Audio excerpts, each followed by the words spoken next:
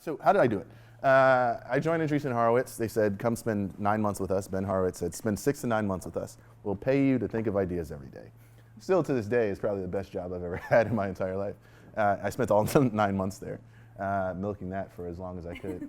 And I like to say I spent the first 7 months of my time there wasting their time.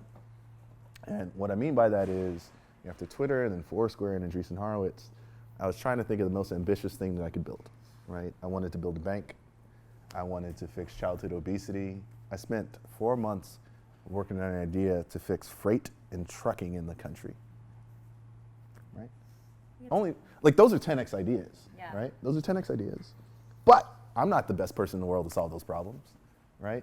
Sure, I could work on a 10x idea, but if there's someone who is uniquely and authentically qualified to work on that 10x idea at the same time I am, I'm going to lose, right? I am. So I went through this whole process, and Ben would say, Tristan, number one, you need to stop giving a crap what people think about you, right? Like I was almost building things that would make other people happy, as opposed to thinking about the thing that I'm uniquely qualified to do. Yeah, I think we got to drive that point home. Yeah. A lot of people don't totally. grasp it. It happens all the time. Yeah. And the second thing, and this kind of gets at it, he would always encourage me, he and Mark Andreessen would say, what's the one thing that you believe that few other people in Silicon Valley believe, right? This is a very Peter Thiel kind of thing too. And for me, I had 2 things, right? I had the luck to have 2 things. It's crazy. And it's funny because like when I first heard about that, the way to think about the world, I went home and I started to think, like, how do I think about this stuff? And I could never figure it out. And it kind of came out through this experience fairly organically. So the first view of the world that I had and continue to have is this idea pertaining to culture. I have this fundamental belief that all global culture is led by American culture, which is led by black culture in the US. Food, music, dance, etc. And more recently, I think the past 5 decades or so, Latino Asian culture as well.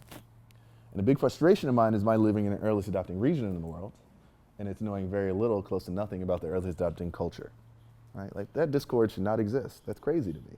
Right? The second view of the world that I had pertained to something more close to home in health and beauty products companies. I think it was December of 2012 or something like that.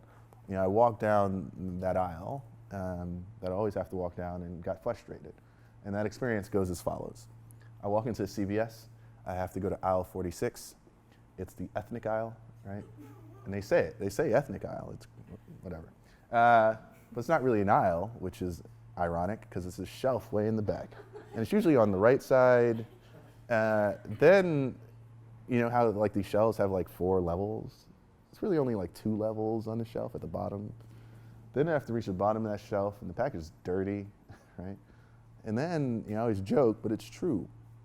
There's a photo on it of like a 65-year-old bald black guy in a towel drinking a cognac while like petting a tiger on the packaging. And they assume I should buy that product. Like we laugh, and it's funny, like when I went around like my pitch meetings, I would say it, all of them would laugh, and the next slide would be those things, and they'd all shut up, right? This is actually real. It's not, like, I'm not joking, right? It's the truth. So I said, that's crazy to me, particularly considering a couple of things. Number one, how culturally influential a demographic we are, how much money we spend on that stuff, completely over-indexed relative to everyone else, and we're the majority of the world right now, people of color, right? And one kind of way that our company gets described all the time is, hey, they're building the Procter & Gamble for people of color. The 2 ironies in that is, one, those words have never come out of my mouth. I think it's just people trying to describe like who we are based on some analogy. But what's funny about it is that they speak about it as if it's a niche opportunity. Well, people of color are the majority of the world. So if we're the Procter & Gamble for people of color, what the hell is Procter & Gamble? It's like, it's a really interesting, nuanced thing. So I wanted to put those 2 views of the world together to build a very special health and beauty products company focused uniquely on the needs of people of color, leverage all I've learned in Silicon Valley in technology to scale it from the ground up. And I fundamentally believe there's no one on earth who can do that better than us. And it was the first time in my life that I felt that way, and it was the most freeing thing on the planet, right? Because we can execute, and we can execute fast. And now it's just bringing more people who are world-class at what they do to help this vision actually manifest itself. I love it. Statistically, they say about 1% of the VC-backed companies are people with color that have the companies, and I think that is a really alarming factor, and I think it's really exciting to have you here because I think people need to hear more about that. And how do you, like, kind of where do you see things changing. I know you have Code 2040, which is a really cool statistic about how. So a couple things. Yeah. You know, I was 24 when I moved out here, and that's when I realized Silicon Valley was a place. That's a problem. It's a problem. I thought it was a place where semiconductors got made. They got better over time. Like, that's it, right? And I wanted to make sure that folks my age didn't make the same mistake, right? Like, they really understand that this place is a really amazing place.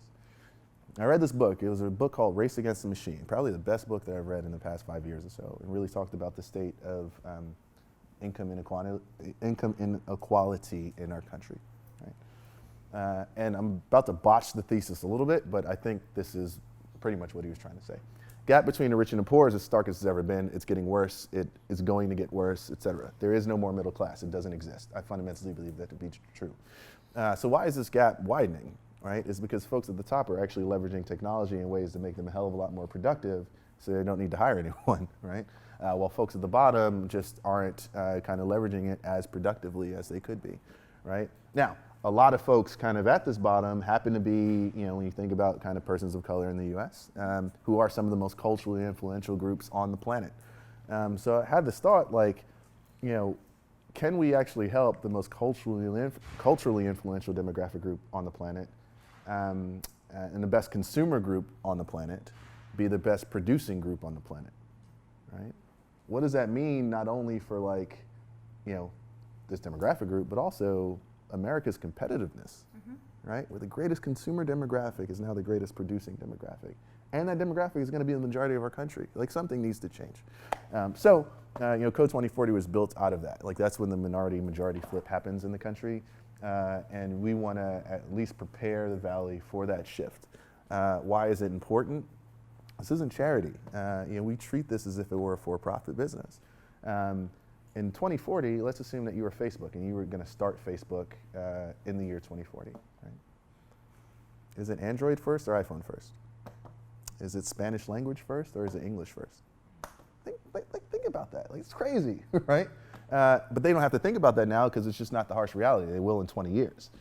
So they should be incentivized to prepare themselves for that future. And that's where things like Code 2040 come in to help them.